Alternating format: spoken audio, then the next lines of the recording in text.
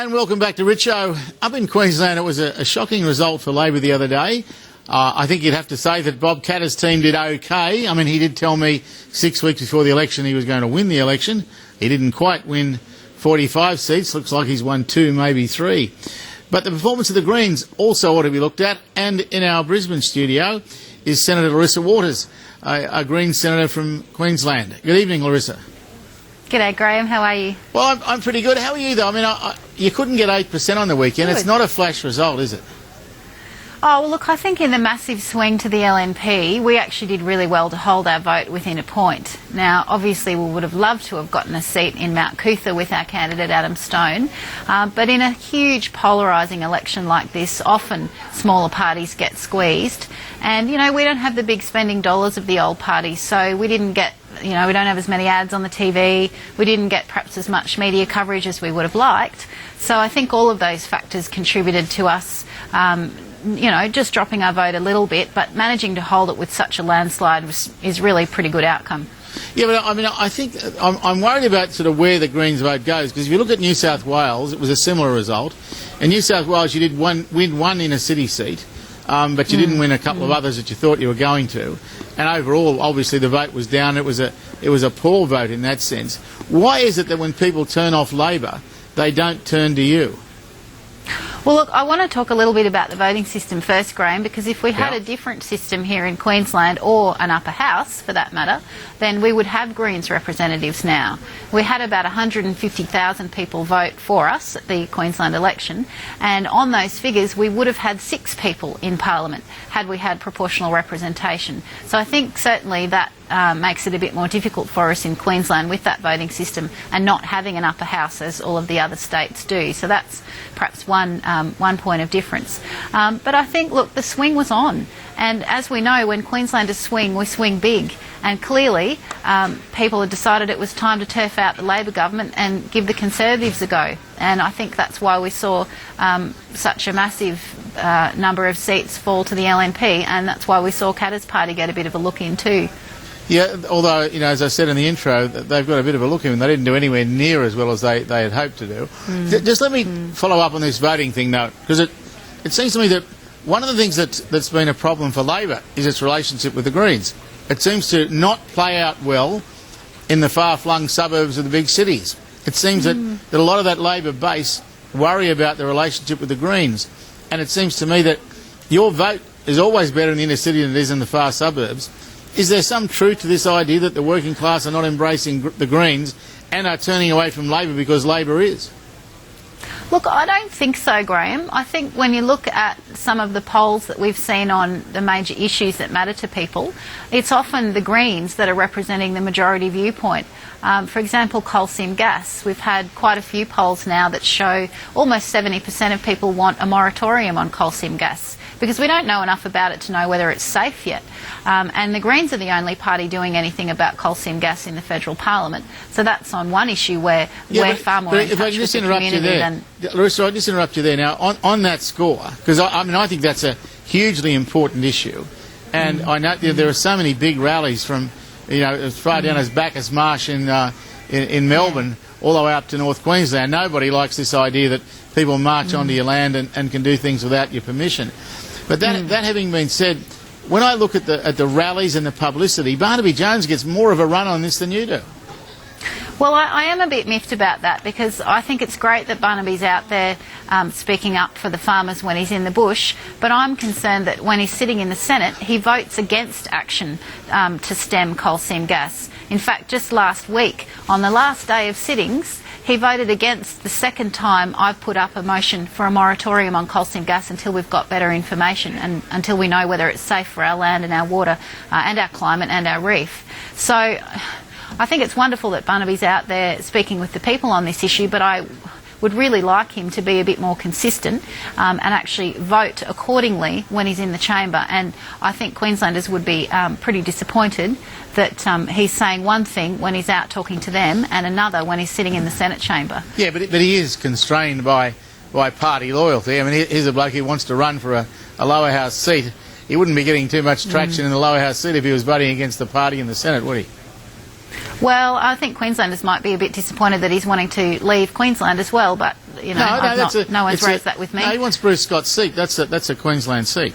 Well, yeah, and if he can't get Maranoa, then he's going to go for New South Wales seat. So, yes, everyone's watching that space. Yeah, well, we'll have to see what happens. But getting back to this central problem, how have you found this relationship with the Labor Party?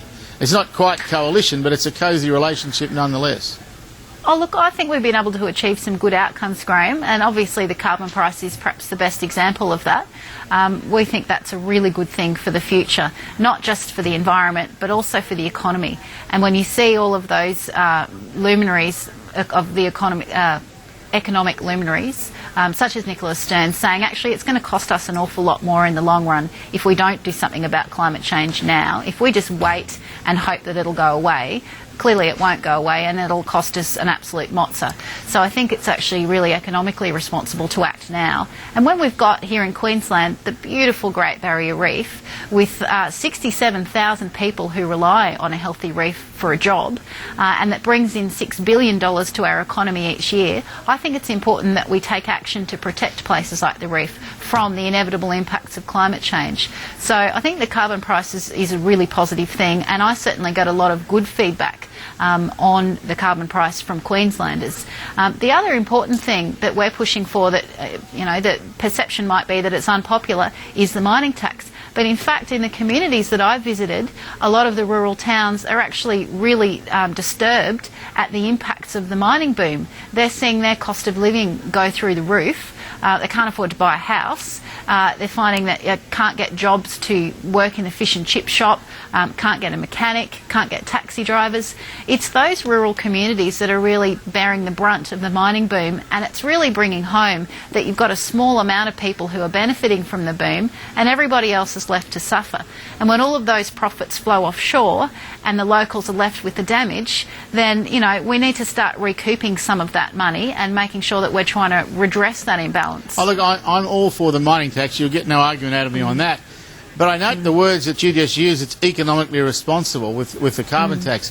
Is it really economically responsible at $23 a tonne?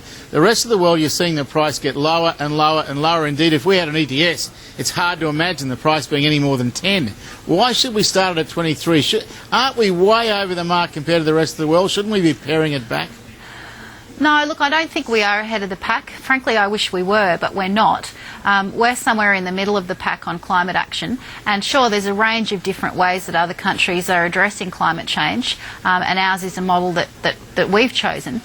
So it's, in that sense, it's hard to compare. You've got to compare apples and apples, not apples and oranges. But I certainly don't think that we are leading the way with our carbon price. But what I think is the most exciting thing about the carbon price are all of the complementary measures. That's what's going to see us really move to the new low carbon economy. It's that support for renewable energy and that investment that we need to try and drive some investment into new clean energy sources. So the carbon price is really good and it's a step forward, and importantly it's designed to be strengthened, which is really important and based on the science. But is there anywhere else in the world, Larissa, that's got $23? That will help us move forward. Is there anywhere else in the world that's got $23? Because I don't think there is.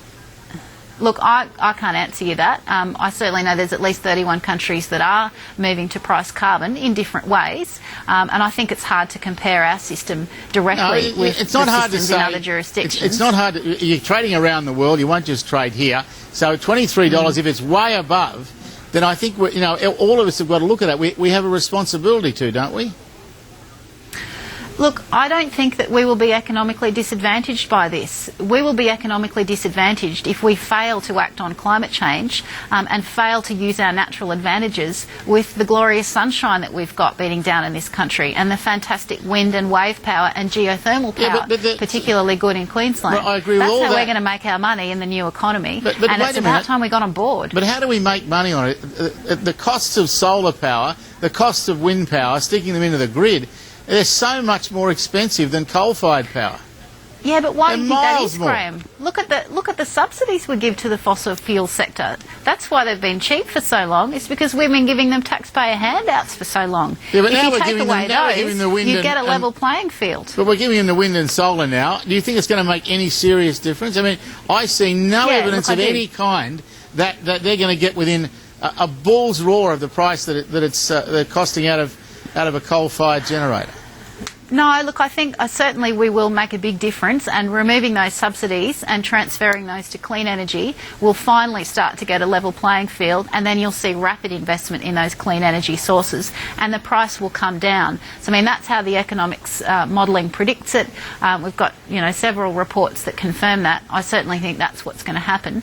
And it's about time we had a look at those handouts that we're giving to the fossil fuel sector. They're not poor. They don't need the help. It's about time we actually started giving the help to those clean, green industries that are actually more job intensive and that are going to set us up for a better future. What about Tony Abbott? What if he just repeals it all? Well, he's going to have to get that through the Senate first, isn't he? So I guess it'll be a bit of a game of chicken as to whether he wants to call a double dissolution or not. We're all watching that with great interest, and that assumes that he gets in. And, that's not a given either, despite how poor the polls are looking for the Labor government. You and I are going to have to disagree on that. I think if I can see any certainty at all, it is that he will get in. And then, as you say, the game of chicken will no doubt begin. Larissa, I have to leave it there. I'm sorry, but they're telling me I've got to go. Thank you very much for your time tonight. You, Graham. And I wish you well. My pleasure. Okay, we'll be back in just a moment, and we'll have Professor Daniel Packy to talk about electricity prices.